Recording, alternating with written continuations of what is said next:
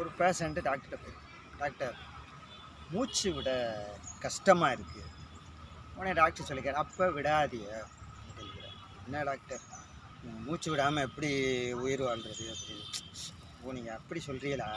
அதாவது கஷ்டப்பட்டு எதையும் செய்யக்கூடாதுன்னு சொல்லுவாங்க. அதனால நான் அப்படி சொன்னேன். என்ன டாக்டர், உங்களை நம்பி வந்துட்டேன், நீங்கள் ஏதாவது வைத்தியம் பார்ப்பீன்னு நினச்சேன். சரி சரி இருங்க, ஒன்றும் பிரச்சனை இல்லை, ஒரு சின்ன ஆப்ரேஷன் பண்ணால் போதும், உங்கள் மூச்சை நான் நிறுத்திடுவேன். டாக்டர், உங்கள் மூச்சு கோளாறை நான் சரி செஞ்சிடுவேன்னு சொல்ல வந்தேன்.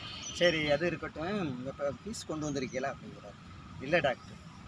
இல்லையா? இல்லை இப்படி சொல்கிறியே, ஆயிரக்கணக்கில் பணம் புழங்குற இடம்ல இது வந்துக்கிட்டு, போங்க நான் முதல்ல ஃபீஸை கொண்டு வாங்க, ஃபீஸ் இருந்தால் மூச்சு விடுங்க, இல்லைன்னா மூச்சு விடாதீங்க, போங்கப்பா அப்படின்னு சொல்லிட்டு விரட்டி விட்டார். அடுத்த நாள் வர்றேன், டாக்டர் ஃபீஸ் கொண்டு வந்திருக்கேன் அப்படின்றார். வெரி குட், இப்படித்தான் இருக்கணும். எவ்வளோ கொண்டு வந்திருக்கிய? 10 ரூபா டாக்டர்.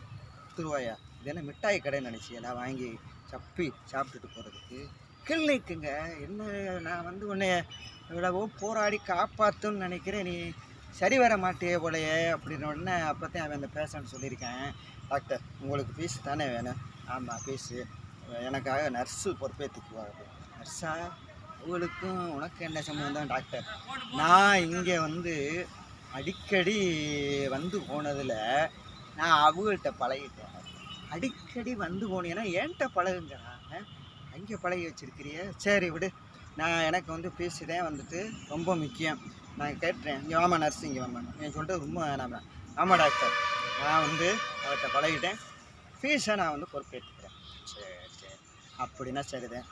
போடா போயிட்டு நீ நாளைக்கு காலையில் நீ வந்துடு, காலையில் உனக்கு ஆப்ரேஷன், சாயங்காலம் நல்லடக்கம். டாக்டர், சாயங்காலம் டிஸ்சார்ஜுன்னு சொல்ல வந்துட்டான், இல்லை உளறிட்டானா? சரி இப்போ சாயங்காலம் டிஸ்சார்ஜ் போயிட்டு வா அப்படின்னு அவனை சொல்லிட்டார். அவன் போன உடனே இந்த நர்ஸு டாக்டர்கிட்ட வருது, டாக்டர் உங்களுக்கு எப்படி நன்றி சொல்கிறதுனே தெரியலை, என்ன ஒரு நல்ல ஒரு தீர்வை சொல்லிட்டிய, உங்களுக்கு ரொம்ப தேங்க்ஸ்.